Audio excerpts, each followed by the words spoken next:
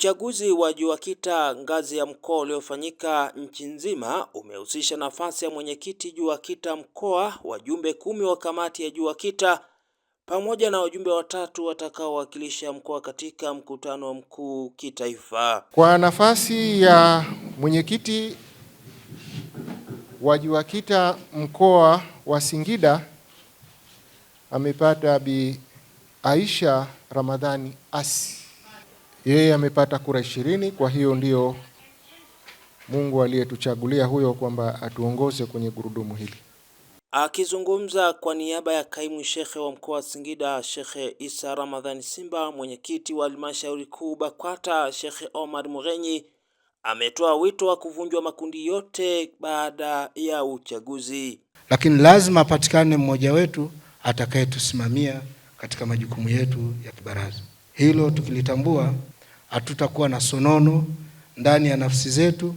Tunafanya kazi ya dini ya Mwenyezi Mungu. Hatuna sababu ya kuendelea kuwa na makundi. Tutafanya kazi kwa pamoja. Hakuna anayenyanyua mabega hapa. Twendeni tukafanye kazi ya Mwenyezi Mungu. Twendeni tukafanyie wanawake haki. Twendeni tukafanyie mabinti zetu haki. Tushikamane jamani. Sisi tuimbe na la ilaha illallah Muhammad. Nawapenda sana viongozi wangu, nawapenda sana mama zangu. Kawaida kwenye ushindani lazima apatikane mshindi. Mimi nasema namshukuru Mwenyezi Mungu kwa sababu nimefanya kazi miaka 10, takriban 15, lakini namkaribisha ndugu yangu hapa, mwenyekiti wa JUAKITA mkoa wa Singida sasa, na niko radhi kumtangaza sehemu yoyote.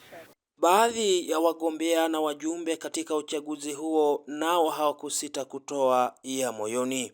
Mimi binafsi hapa niligombea ujumbe wa taifa.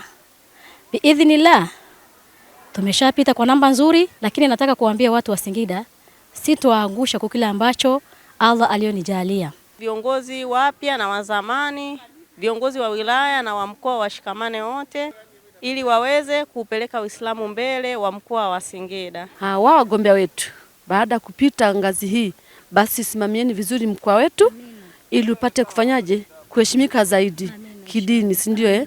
Kutoka hapa mkoani Singida, Ramadhan Idilimu, Mahasin TV.